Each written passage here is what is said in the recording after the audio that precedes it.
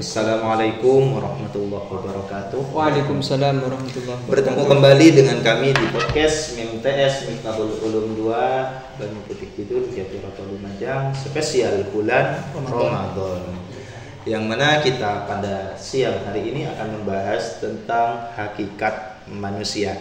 Ini sepertinya masih berlanjut daripada pembahasan kemarin-kemarin tentang filsafatnya versi Al-Ghazali. Karena masih terkait dengan sebelumnya, karena tentang filsafat itu adalah pertanyaan-pertanyaan, maka hakikat manusia itu adalah sebuah pertanyaan juga. Kita itu siapa, mau kemana, mau ngapain, itu adalah filsafat juga ya. Jadi itu tetap bersama filsafat, tentunya bersama narasumber kita Ustadz Muhammad Bakiruddin, pakar filsafat daripada Banyu Putih Kidul, yang mana beliau masih gres-gresnya sekarang. Masuk pasca sarjana Winhas ya. Ambil jurusan apa kalau boleh tahu? Untuk jurusan kami condong ke bahasa Arab. Bahasa Arab. Alhamdulillah.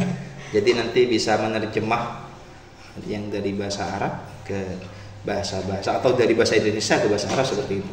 Iya, tujuannya itu. Omong-omong terkait hakikat manusia, kadang saya itu manusia itu sering berpikir kalau dia sedang sedih, ya. Kalau sedang sedih, sedang marah, dan lain-lain. Kalau sedang bahagia, manusia itu seringkali lupa diri, tidak bertanya saya itu apa, mau ngapain dan lain sebagainya. Nah, justru kan kalau ada orang yang sedang sedih seperti itu bertanya, saya itu siapa? Ngapain di dunia ini? Kenapa saya begini? Itu pertanyaan-pertanyaan demikian ini saya kira perlu kita jawab, karena agar kalau kita mengetahui esensi-esensi dari kejadian-kejadian itu, maka baik bahagia ataupun sedih saya kira sama saja. Sama aja. Itu kan seperti itu. Mungkin permulaan yang perlu diketahui oleh kita terkait hakikat manusia itu gimana? Ya, intinya sederhana sedemikian, bahwa hakikat manusia itu kan merupakan hakiki, atau manusia yang senyatanya itu apa sih? Apa? Kan semuanya menjawab hakikatul insan kalau menurut ilmu mantik ya. Hakikatul insan hayawanun natik. Hakikat dari manusia adalah hewan atau benda yang memiliki rasa, yang bisa berpikir. Nah, itu adalah manusia. Intinya hakikat dari manusia adalah daya fikirnya, atau daya fikirnya sekaligus daya untuk mengalokasikan sesuatu. Maksudnya seperti ini. Segala sesuatu yang berada di tubuh kita yang kita miliki sekarang. Contoh, saya bertanya kepada Ustadz Halim gitu kan. Saya bertanya, yang ada di hadapan saya ini Ustadz Halim atau tubuhnya Ustadz Halim? Kalau ditunjuk ini Ustadz Halim atau tubuhnya Ustadz Halim? Dua-duanya. Nah, kalau sedemikian nanti akan terjadi, kalau sedemikian ketika jawab dua-duanya, maka otomatis kita bisa menjawab hakikat manusia itu apa. Hakikat manusia adalah sesuatu yang hilang dari manusia ketika dia mati. Iya. Karena ketika ditanyakan ini siapa? Mayatnya Ustadz Halim. Bukan Ustadz Halim, tapi mayatnya Ustadz Halim. Ustadz Halimnya mana? Yang tak tahu. Nah, lantas kemana Ustadz Halimnya ini? Ya sama dengan ketika ada api dan api tersebut dimatikan. Matinya kemana itu? Kemana itu? Apinya kemana? Ketika ada api dibakar lalu dimatikan apinya, kemana itu? Ya kayak itu. Itu hakikat dari manusia. Yang mana dari hakikat tersebut manusia bisa mengendalikan dirinya. Contoh, seperti tangan, gak bisa dikatakan hakikat kita. Kenapa? Karena tangan mustahil bergerak sendiri tanpa adanya perencanaan dan tanpa adanya yang mengatur dari dalam tubuh kita. Jadi kalau ditanyakan hakikat Ustadz Halim itu apa? Potensi sebenarnya. Sederhananya potensi untuk melakukan sesuatu seperti mengendalikan segala sesuatu. Segala sesuatu itu potensinya. Kalau seperti ini, sebetulnya yang diharapkan dari manusia itu apa? Ya, karena kita sendiri itu kadang bingung ya seperti ini. Kalau kemarin kita lihat saja ada contoh kecil di Pilpres kemarin. Itu ada Pak Anies, ada Pak Ganjar, ada Pak Prabowo, Pak Anies dengan kecerdasannya ternyata itu dianggap cuma modal bacot doang. Nah, padahal kalau kita lihat dari definisi manusia adalah hayawan natik, maka pikiran itu sebetulnya kan sangat apa ya? Menjadi rukun, rukun manusia. Tapi sekarang itu pikiran itu seakan-akan sudah apa? Padahal itu adalah pondasi sebuah manusia. Tapi kadang cuma ilmu, cuma ini dan lain sebagainya disepelekan seperti itu. Iya. Menurut jenengan seperti apa melihat daripada hakikat manusia? Ya seperti ini. Kalau dipermasalahkan, hal yang betul-betul indah tidak dapat dilihat oleh sembarang mata. Ya. Kecerdasan otak itu pasti dikritik oleh banyak orang. Akan tetapi kecerdasan otak di sini hanya bisa dihargai sekaligus bisa dimuliakan oleh seseorang yang memang betul-betul bisa melihat keindahan. Karena tak ada hal yang lebih nyaman dan lebih mapan dibanding dengan kecerdasan. Contoh ya, nikmat itu dibagi menjadi dua. Satu, nikmat yang kembali kepada tubuh. Dua, nikmat yang kembali kepada ruh. Yang mana ruh ini bisa dikatakan hati, bisa dikatakan jiwa, sekaligus bisa dikatakan hakikatul insan. Yeah.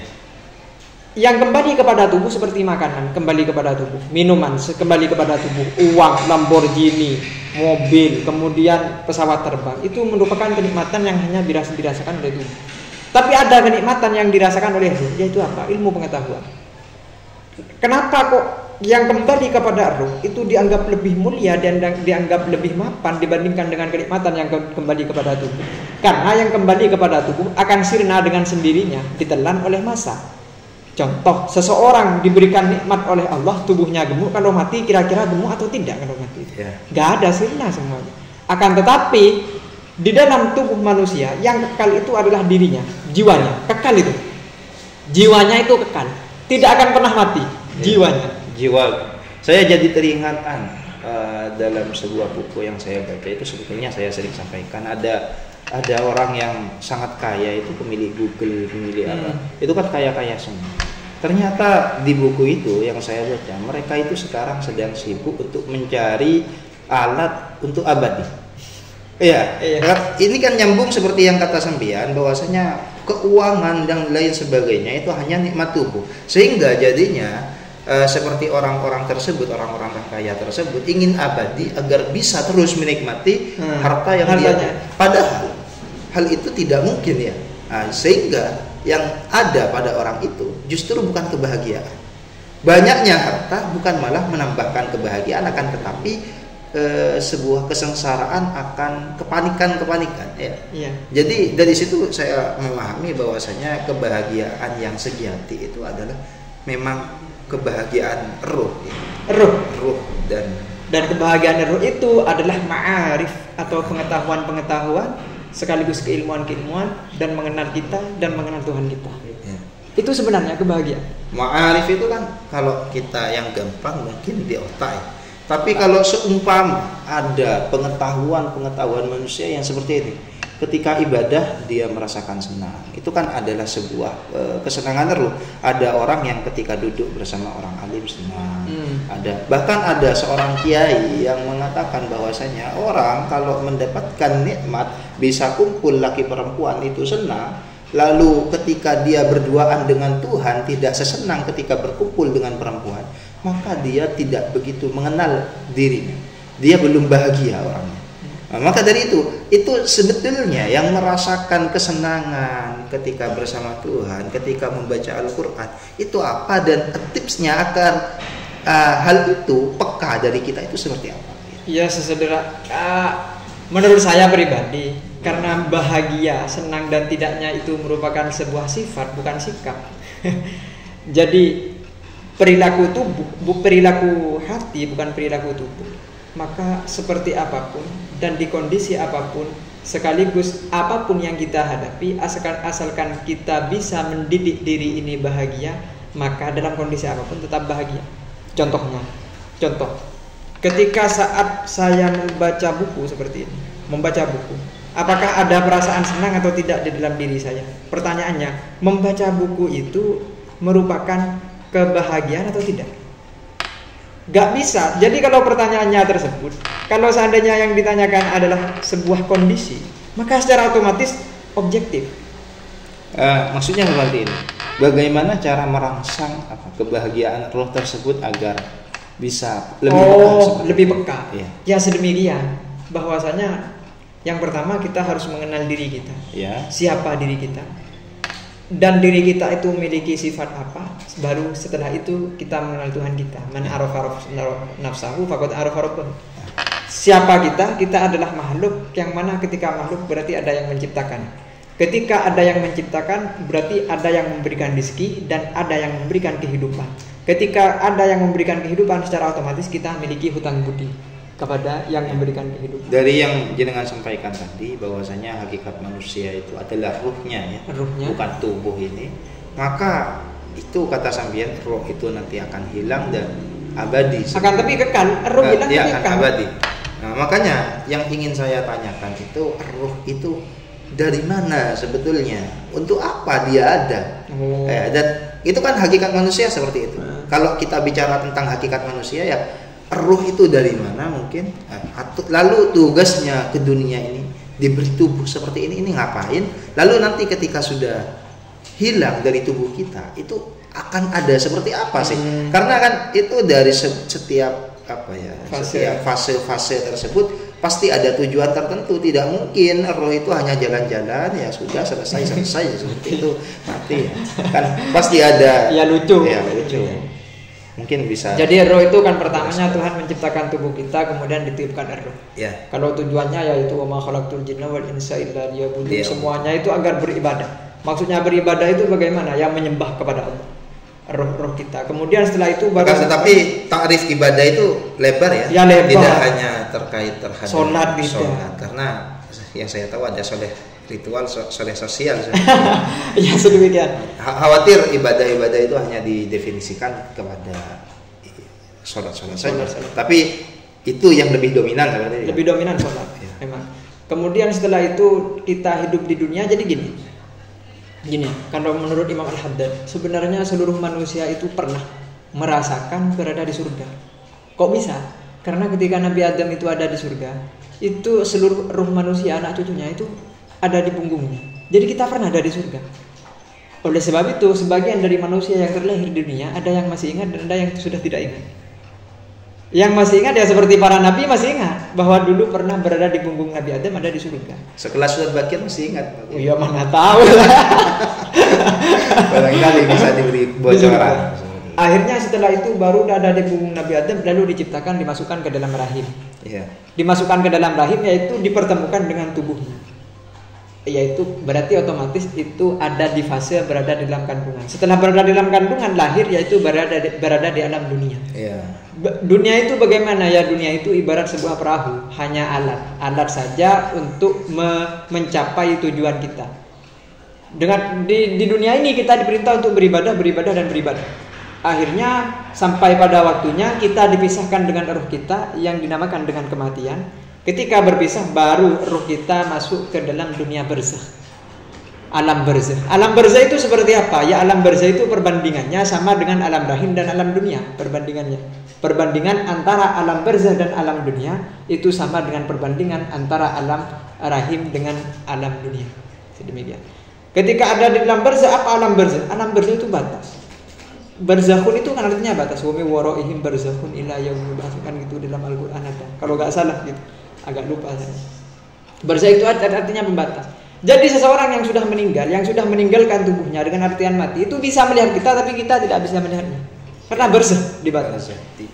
Akhirnya barzakh tersebut dikembalikan ke tubuhnya kapan? Ya ketika hari kiamat. Jadi dikembalikan lagi ke tubuhnya ketika hari kiamat. Lalu bangun, baru pada waktu itu tubuhnya dikembalikan seperti utuh semula. Kemudian beserta tubuhnya. Ini berarti kan tubuh yang akan sirna di kuburan itu akan dibangkitkan kembali. Ya. Ini kan persoalan yang kemarin itu Mu'tazilah. Iya. Siapa? Bukan Mu'tazilah. Falasifah yang mengatakan bahwasanya kata Aristoteles ya, iya, yang mengatakan bahwasanya hanya ruh yang ada di akhir. Padahal kalau dalam secara Al-Qur'an itu beserta tubuhnya. Bala qadirina ala an nusawwiya banana kan gitu. Tapi Itu kan sampai dijawab sendiri oleh Al-Qur'an bahwasanya saya yang menciptakan dari ketiadaan, bagaimana mungkin tidak bisa untuk Walaysal ladzi khalaqas samawati wal arda biqadirin ala ayyakhlaqa mithlahum bala kan gitu kan. Jadi diciptakannya tersebut ketika sudah kiamat, maka tubuhnya dikembalikan dan ruhnya dimasukkan, baru pada waktu itu masuk ke dunia akhirat. Nah, setelah itu masuk ke dunia akhirat, ditimbang amalnya, lalu ditentukan apakah masuk surga atau masuk neraka. Itu perjalanan kita, ruh kita sekaligus dengan tubuh kita ini. Kalau sudah dibangkitkan kembali dengan tubuh kita, apakah tetap dengan wajah yang seperti ini atau mungkin menyesuaikan dengan amal soleh seperti itu? Wallahu a'lam. Tapi ada beberapa yang mengatakan itu katanya berubah tambah ganteng karena di surga gak ada orang-orang jelek, gak ada orang. Dan itu bentuk keadilan Tuhan ya, ketika kita ada di dunia itu diciptakan jelek dan buruk, kalau itu menjadi sebuah acuan maka itu tidak adil Tuhan ya. Kalau secara kita. Kalau seandainya Tuhan memandang yang mulia itu adalah yang kaya, berarti Tuhan matre. Iya, tidak adil juga. Karena ada yang miskin, ada yang kaya sedemikian. Nah, kemudian diri kita tersebut, hakikat manusia itu atau diri kita, ruh kita yang mengendalikan seluruh tubuh kita. Yang mengendalikan. Jadi tangan itu bergerak gini, mustahil tangan tiba-tiba bergerak, mustahil. Kecuali pergerakannya tersebut merupakan pergerakan yang bersifat aksiomatik atau seperti orang menggigil itu. Kan itu tanpa perencanaan dari diri, maka itu mutlak dari Tuhan. Kemudian kalau dari oleh sebabnya kan laha maka sabat walaiha maktasabat. Iya kan? Iya. Maka sabat itu artinya yang diusahakan. Yang jadi manusia itu kan disiksa oleh Tuhan bukan karena pergerakannya, karena usahanya. Tapi karena usahanya. Karena memang itu sangat menarik ya, kalau membahas tentang hakikat manusia itu juga menarik untuk membahas tentang gerakan kita itu ya. Gerakan kita ini apakah Allah yang menggerakkan ataukah kita yang menggerakkan? Karena kaitannya sangat kuat dengan ruh kita, dan ruh kita itu kaitannya dengan Allah sangat kuat. Jadi tubuh kita yang sebenarnya, tubuh kita ini tak memiliki kemampuan apa-apa. Yang memiliki kemampuan adalah hakikat dari kita sendiri. Makanya dikatakan bahwasanya Allah sangat dekat, bahkan lebih dekat daripada urat nadi seperti itu. Jadi itu hakikatnya bahwasanya ruh itu berada di bawah kendali Tuhan. Berada di bawah kendali Tuhan. Dalam genggaman Tuhan. Sedemikian. Itu hakikat manusia. Jadi kalau ditanyakan apakah hakikat manusia? Ya sederhananya hakikat manusia itu adalah sesuatu yang hilang darinya ketika dia mati. Itu hakikat dari manusia. Maka itu adalah ruh. Atau hakikat manusia adalah potensi sesuatu yang mana sesuatu yang hilang darinya ketika kita mati. Apa yang hilang darinya ketika kita mati? Yaitu potensi untuk berpikir. Adakah orang yang mati bisa berpikir? Gak ada. Oleh sebab itu orang bodoh itu kan dianggap mati sebelum waktunya. Tapi kalau saya menemukan di Al-Quran itu ada sebuah ayat yang mengatakan bahwasanya walaqad karramna bani Adam. Ini saya kira penting juga kalau dalam memahami tentang hakikat manusia, dari mana asal muasalnya ketika kita ada di dunia itu mau ngapain dan akhirnya. Lalu di situ kok ada walaqad karramna bani Adam. Kenapa manusia itu dimuliakan oleh Tuhan? Dari sisi apanya hakikat manusia itu yang dimuliakan oleh Tuhan? Ya, yang pertama bukti malaikat, ini jawaban yang pertama. Malaikat dan manusia mana yang lebih mulia? Manusia. Kenapa kok sedemikian? Karena seandainya yang lebih mulia itu malaikat, maka secara otomatis Nabi Muhammad mustahil dari kalangan manusia, tapi pasti dari kalangan malaikat. Itu jawaban yang pertama. Karena manusia itu merupakan sosok ya Nabi yang mana Nabi Muhammad dari klannya atau dari famnya, dari fam manusia. Itu yang pertama. Dan yang kedua, dulu itu ada cerita di Al-Quran mengenai masalah perebutan kekuasaan di dunia. Kan dulu dunia ini dikuasai atau ditempati oleh jin. Akhirnya karena jin pekerjaannya ya gitu, cuma berperang dan lain-lain. Fasadan. Akhirnya dimusnahkan oleh Allah. Lalu pada waktu itu setelah memusnahkan, Tuhan itu berkehendak untuk menciptakan makhluk atau yang dinamakan dengan manusia, Nabi Adam. Nah, pada waktu itu ketika Nabi Adam tersebut mau diciptakan, itu Allah masih muta'aridun, dengan artian masih bilang kepada malaikat, saya akan menciptakan seorang sosok atau yang mana sosok tersebut saya akan jadikan khalifah atau pengganti di muka bumi. Lalu malaikat menjawab, atau jangan fiha mayufsidu fiha wa yasfikud dima. Ya Allah, bagaimana engkau akan menciptakan sosok yang mana sosok tersebut hanya pembuat kerusakan sekaligus berzina. Latar belakang dari pemikiran malaikat itu kan apakah didasari pada adanya Abul Jan itu? Iya, Abul Jan itu ya. Jadi Abul Jan itu kan hanya memiliki dua potensi, yaitu potensi emosional dan potensi syahwat atau keinginan. Oleh sebab itu kan oleh malaikat dikatakan manusia itu hanya memiliki dua potensi katanya. Ataj'alu fiha may yufsidu fiha wa yasfiku. Ya, memang yang saya pelajari di tafsirnya siapa itu yang Fakhruddin Ar-Razi. Mafatihul Ghaib ya, kalau tidak salah itu yang saya baca di situ bahwasanya kenapa kok ada malaikat yang mohon maaf tanda kutip menyanggah Tuhan, itu katanya karena hanya melihat pada dua aspek, yaitu aspek emosional dan syahwatiyah, tidak memandang pada aspek akliyahnya. Mungkin hanya dianya itu hanya memandang pada aspek Abul Jan tersebut, sehingga ketika ketika Allah berkehendak untuk menciptakan dunia, maka dianggap manusia itu hanya memiliki dua potensi, yaitu potensi emosionalnya berperang dan potensi berjimaknya yaitu nafsunya. Padahal lalu kan dijawab oleh Tuhan, ini a'lamu ma la ta'lamun. Kemudian untuk pembuktian mana yang lebih layak untuk menduduki dunia, itu kan dibuktikan dengan keilmuan. Wa 'allama Adam al-asma'a kullaha wa 'allamahum 'alal malaikati faqala anbi'uni bi asma'i haula'i in kuntum shadiqin. Oleh Tuhan Adam itu dikasih ilmu, kemudian setelah itu dikasih soal, diadu dengan malaikat cerdas cermat. Dikasih cerdas cermat sama malaikat. Akhirnya yang kalah ternyata dari jawaban yang diberikan oleh Tuhan Nabi Adam malaikat hanya bisa menjawab subhanaka la ilma lana illa ma 'allamtana innaka antal alimul hakim. Tapi Nabi Adam menjawab dengan begitu detailnya dan begitu benarnya, akhirnya Adam dah membuktikan bahwasanya dia lebih mulia dengan malaikat karena keilmuannya. Ilmu itu sangat penting ya untuk kita dapatkan dan kita kejar dan kita gali terus menerus, karena memang kalau saya pahami manusia itu akan berperilaku sebagaimana pengetahuan. Kalau pengetahuannya minim, maka dia akan lebih condong kepada sisi emosional dan syahwatiyahnya. Kalau sudah ilmunya itu semakin meninggi, dia itu syahwatiyah dan dan emosionalnya semakin rendah seperti itu, karena kecerdasannya lebih dominan seperti itu ya. Yang pada intinya hakikat dari manusia adalah ruh, yang mana ruh itu adalah bisa mengendalikan tubuh kita, yang mana dalam pengendaliannya mustahil ruh itu mengendalikan dengan cara kebutaan. Jadi harus punya ilmu ruh. Lalu kalau ditanyakan ruh itu apa? Apakah jenengan akan menjawab kul ar-ruhu min amri rabbi? Iya, pasti sedemikian. Pasti demikian. Ta'adduban. Tapi seandainya kita singkirkan sisi ta'adduban, ada memang, akan tetapi kalau menurut Imam Ghazali seperti ulama usolihun dan salaf, kemudian seperti Nabi Muhammad itu bukan nggak tahu kata Imam Ghazali. Tahu.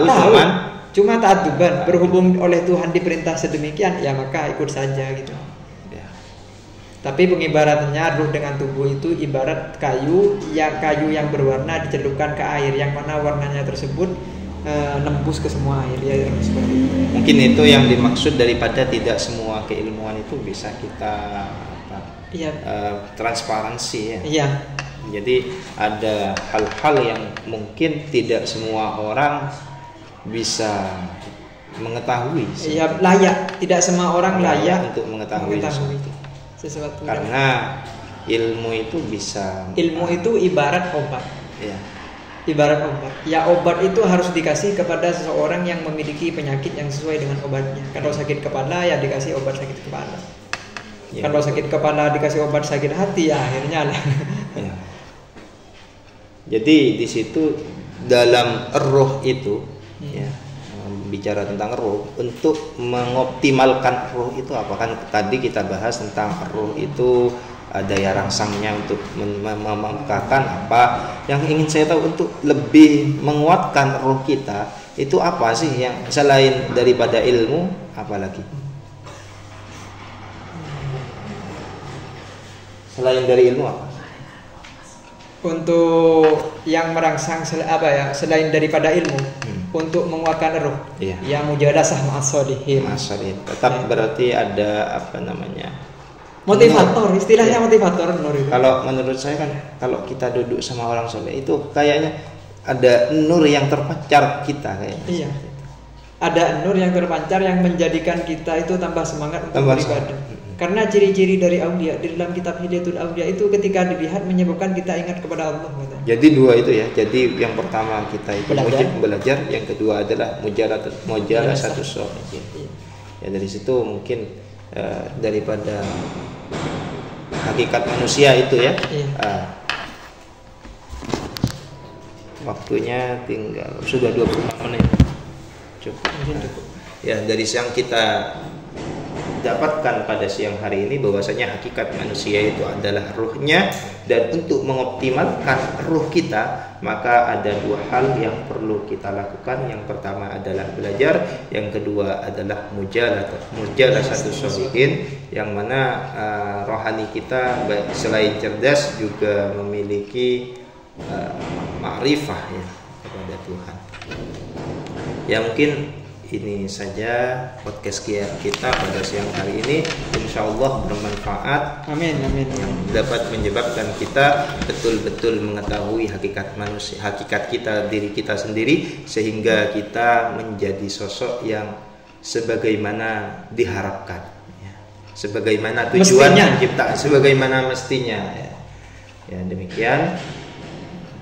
Cukup dari saya. Mohon maaf atas segala kesalahan. Wallahul muwaffiq ila aqwamit thoriq. Assalamualaikum warahmatullahi wabarakatuh. Waalaikumsalam warahmatullahi wabarakatuh.